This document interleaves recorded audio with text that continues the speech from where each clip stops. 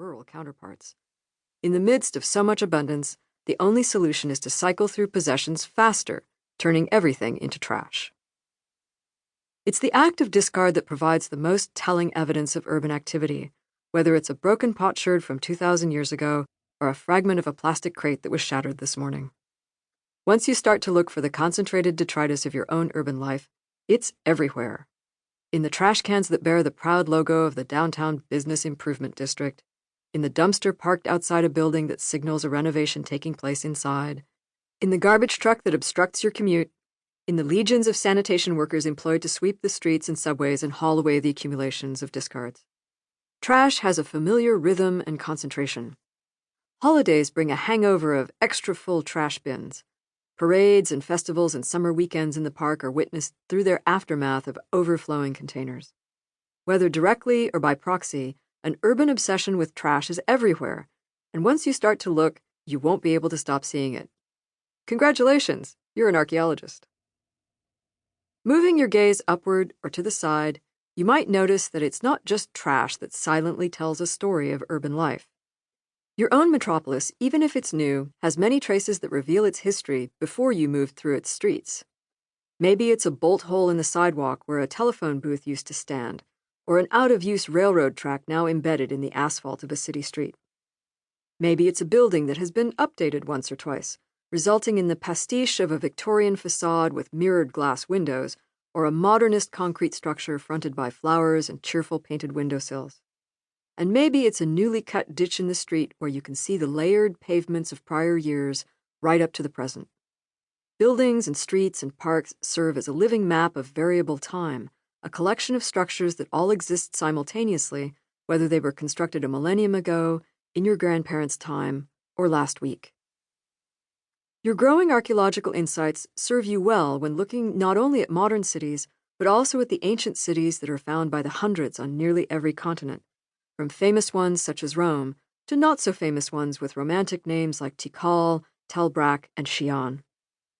When we look beyond the rubble and ruins, what we unearth in our excavations of them rings true to the experiences that we have in our own cities. Neighborhoods and streets, open plazas and grand buildings, lines of sight to the residences of the powerful, and marketplaces where people from all walks of life met their daily needs for food and fuel. When we walk through the streets of an ancient city like Pompeii, we encounter an environment where everything makes sense, from the sewer grates and the narrow passageways between apartment buildings to the food stalls and the cocky ancient graffiti scribbled on the walls. Although there's a popular impression that ancient cities were prone to collapse, the vast majority of the world's first cities are still right underfoot in the biggest metropolitan areas today.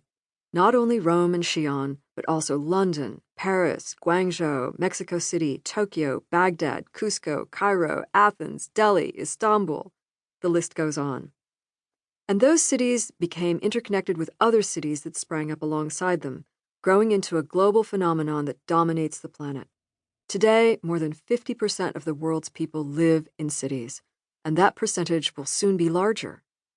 It's predicted that by 2030, more than 50% of Africans, 60% of Chinese, 87% of Americans, and 92% of the residents of the United Kingdom will live in cities.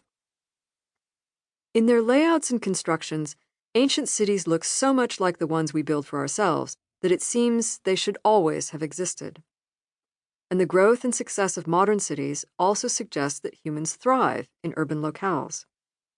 But cities are not actually the natural condition of our species, nor did we humans need to develop cities in order to survive or to successfully colonize the world.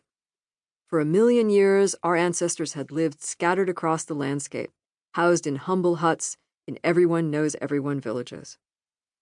By the time cities were invented 6,000 years ago, our ancestors had already done a good job of filling up all of the easy places to live, and many of the difficult ones, too. They had a system of pathways to get across the land, and they had developed rafts and boats to get from place to place across the trackless water.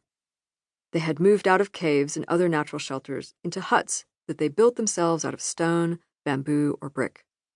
People had a sophisticated repertoire of language, art, music, and dance to pass the time, and they had many ways of displaying their individual identities through ornaments and tattoos and hairstyles. They already had reverence for the dead, encoded in the